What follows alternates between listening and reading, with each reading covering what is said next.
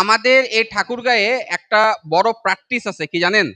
আমরা কাঁচা গোবর এবং পোল্ট্রি লিটারকে জৈব সার মনে করি। কিন্তু একটা জিনিস মনে রাখবেন, মানে বিভিন্ন আলোচনায় হয়তো বা আপনাদের সঙ্গে কথা হয়েছে, এই কাঁচা গোবর এবং পোল্ট্রি লিটার, এই যে সবজিতে যে বিভিন্ন রকম ছত্রাকের রোগগুলা হয়, পচন রোগগুলা হয়, স্পেশালি গড়া পচা রোগগুলা হয়, এই গড়া পচা রোগগুলার প্রধান কারণ হচ্ছে কাঁচা গোবর এবং পোল্ট্রি লিটার। আপনাদের যদি কারো নিজস্ব ফার্ম থাকে, নিজের ফার্মের গোবরটা ভালোভাবে পচিয়ে জমিতে দিবেন, আপনার জমিতে পচন রোগটা কমে যাবে। মনে রাখবেন, এই পচন রোগটাই কিন্তু জমিতে ফসল উৎপাদন কমায় দেয়। আমরা যদি আপনার জমিতে কোনোভাবে যদি পচন আটকানো যায়, তাহলে কিন্তু আপনার খরচ অনেক কমে যাবে। এই পচনের জন্যই কিন্তু আপনার খরচটা অনেক বাড়ে যায়। ঠিক আছে? তাহলে জমিতে আমাদের একটা চমৎকার জৈব সার আছে, নাম হচ্ছে বায়োচার জৈব সার। আপনাদের কাছে মনে হতে পারে যে বাহির থেকে হয়তো বা জৈব সার কিনলে খরচ বেশি হয়। বাস্তবে বাহির থেকে জৈব সার কিনলেই খরচ কম। আমাদের বিক্রয় প্রতিনিধির কাছে আপনারা চাইলে হাতে কলমে বসে হিসাব করে নিতে পারেন। বাহির থেকে জৈব সার কিনলেই খরচ কম পড়ে। আর আপনাদের যাদের একান্ত নিজস্ব খামার আছে, নিজস্ব খামারের যে উৎপাদিত গোবর আছে বা পোল্ট্রি আছে, এগুলো ভালো করে পচিয়ে জমিতে দিবেন। এগুলো যদি কাঁচা অবস্থায় জমিতে দেন, তাহলে জমির মধ্যে ছত্রাকের আক্রমণটা বাড়ে যাবে। ছত্রাকের আক্রমণ বাড়লেই আপনার জমিতে পচন বাড়বে। পচন বাড়লেই আপনার জমিতে খরচ বাড়বে। শুধু খরচই বাড়বে না, দিন শেষে যে জমিতে পচনের পরিমাণ বেশি হয়, সেই জমিতে কিন্তু ফলনের পরিমাণও কমে যায়। অথচ সিম্পল একটা জিনিস, যদি কাঁচা গোবরের ব্যবহার এবং পোল্ট্রি লিটারের ব্যবহারটা একটু টেকনিক্যালি করা যায়, আমাদের কিন্তু খরচই কমে যাবে, উৎপাদন বাড়বে, সেটা আলাদা। ঠিক আছে? তাহলে ধানের ক্ষেত্রে যেটা ছিলাম, যে ধানের ক্ষেত্রে গোবর বা পোল্ট্রি লিটারের পরিবর্তে আপনারা ভালো মানের জৈব সার ব্যবহার করবেন, অথবা নিজেরাই মানে বাড়ির যে উচ্ছিষ্ট আবর্জনাগুলো আছে, এগুলো ভালো করে পচায় জমিতে দিবেন। আমরা অনেকে মনে করি কি যে পুরাতন গোবর বা লিটার হইলেই হয়তো বা এটা ভালো মানের জৈব সার। এটা কিন্তু ভালো মানের জৈব সার কখনোই হয় না। একটা জিনিস দেখবেন, আপনি এক জায়গায় অনেকদিন গোবর স্তূপ করে রাখবেন, 1 বছর স্তূপ করে রাখেন না, 1 বছর পরে সে জায়গাটা খুঁড়বেন, দেখবেন ভিতরে কিন্তু কাঁচা। তার মানে কি, কাঁচা আছে ভিতরে, এটা কিন্তু পচে জৈব সার হয়নি। এটাই আমাদের একটা ভুল কনসেপ্ট। এই কাঁচা সারটা জমিতে দিলেই আপনার পচনের রোগটা আসবে, খরচটা আপনারই বাড়বে, ফলনটা আপনারই কমে যাবে। এই জন্য কিন্তু মানে কৃষিকে এখন 2 ভাগে ভাগ করা হয়। একটা হচ্ছে আধুনিক কৃষি, আরেকটা হচ্ছে কি সনাতনী কৃষি। সনাতনী কৃষিতে আমরা কি করতাম, যে এই ধান লাগাই দিলাম, কি হবে না হবে এটা পরের বিষয়। কিন্তু এখন আধুনিক কৃষি যেটা হচ্ছে, সেটা হচ্ছে বুঝে শুনে পরিমাপ করে আমরা জমিতে ফসল লাগাচ্ছি, এটাকে বলা হচ্ছে আধুনিক কৃষি। প্রতি সপ্তাহে সর্বোচ্চবার বিকাশ পেমেন্টে 50 জন হবেন পেমেন্ট চ্যাম্পিয়ন। জিতে নিন টিভি সহ আকর্ষণীয় সব প্রাইজ।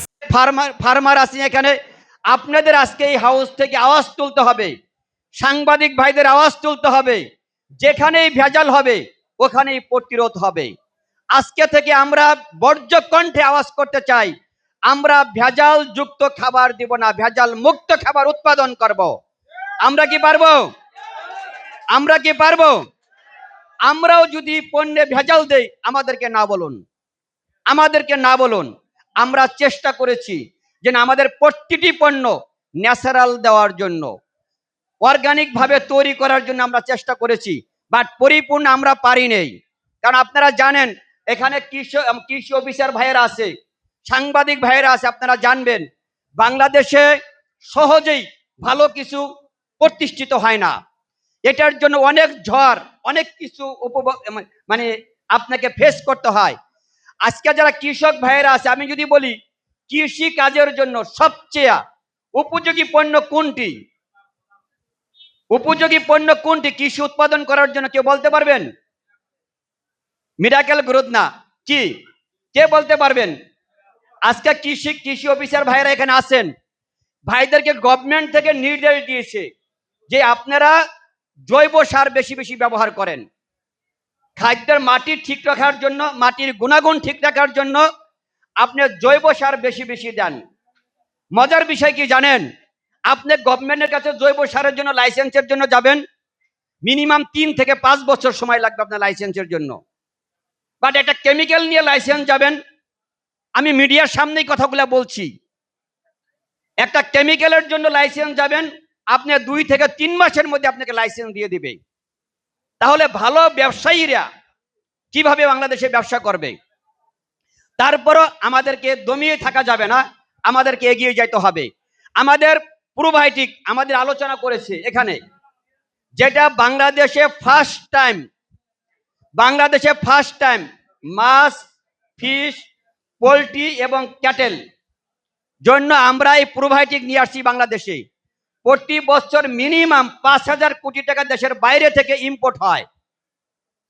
তাহলে আমাদের কি পুরস্কার দেওয়া উচিত কিনা? আমি প্রথমেই শুকরিয়া জ্ঞাপন করতেছি আল্লাহর দরবারে যে আমরা যেটা চাচ্ছি আল্লাহ সেটা আমাদেরকে না চাইতেই হয়তো দিয়ে দিচ্ছে। আমি কথাটা এই জন্যই বললাম যে বাংলাদেশে বর্তমানে আমাদের যে কৃষির যে প্র্যাকটিস, এই কৃষির প্র্যাকটিসটা পুরাটাই রাসায়নিক দিকে চলে গেছে। আর সেই রাসায়নিক দিকে যাওয়ার কারণে আমরা বিভিন্ন ধরনের সমস্যার মধ্যে পড়ে গেছি। আর এই সমস্যাগুলো দূর করার লক্ষ্যে বর্তমানে সরকার যে কাজ করতেছে সেটা হলো টেকসই কৃষি, নিরাপদ কৃষি। হ্যাঁ, এই কৃষিকেই বর্তমানে সরকার লালন করতেছে এবং এই কৃষিকে এগিয়ে নেওয়ার জন্য লুমিনাস ওয়ার্ল্ড আমাদেরকে এক ধাপ আরও একটু আগায় দিচ্ছে। কারণ হলো যে আমাদের এই কৃষি মানে আমাদের কৃষি অফিসের যে মেসেজ সেগুলো হলো যে আমরা কি চাই, যে টেকসই কৃষি চাই, আমরা উন্নয়ন করতে চাই বেশি, খরচ করতে চাই কম, আমরা লাভ করতে চাই বেশি, খরচ করতে চাই কম। এই কোম্পানির সাথে আমি নিজেও কৃষি কাজ করি, আমি কৃষকের সন্তান। দীর্ঘদিন যাবৎ এই কোম্পানিটিকে আমি চিনি। এই পণ্য আমি বিভিন্নভাবে ব্যবহার করেছি এবং আমার আশেপাশে আমাদের কৃষকদেরকে আমি দিয়েছি। আগে আমি পরীক্ষা করেছি এই পণ্যটি। আমাদের এমডি সাহেব তিনি আমাকে বলেছেন পার্সোনালি যে তিনার স্বপ্ন বাংলাদেশে কেমিক্যাল মুক্ত খাদ্য উৎপাদন করা। যেটা তিনি বলেছেন, আজকে বাংলাদেশের মানুষের যে শারীরিক যে সমস্যাগুলো বেশিরভাগই খাদ্য থেকে হয় এবং এই আমাদের যে উৎপাদিত পণ্য, এই পণ্যের যে কীটনাশক ব্যবহার হয় এখান থেকেই হয়। আজকে এমডি সাহেব স্বপ্ন দেখেছিলেন যে বাংলাদেশকে ভেজাল মুক্ত খাদ্য উৎপাদনকারী দেশ হিসাবে প্রতিষ্ঠা করবেন এবং অর্গানিক খাদ্যে বাংলাদেশকে স্বয়ংসম্পূর্ণ করবেন। বাংলাদেশের মানুষের হাতে পাতে এই অর্গানিক পণ্য, অর্গানিক খাদ্য তিনি পৌঁছে দিবেন। সেই লক্ষ্য নিয়ে তিনি নিরলসভাবে কাজ করছেন। আজকে তিনি ঢাকা থেকে বাংলাদেশের বিভিন্ন অঞ্চলে প্রতিদিন তিনি দৌড়াচ্ছেন।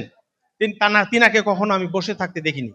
আজকে তিনাকে এই রানীশঙ্কলে পেয়ে আমি আনন্দিত।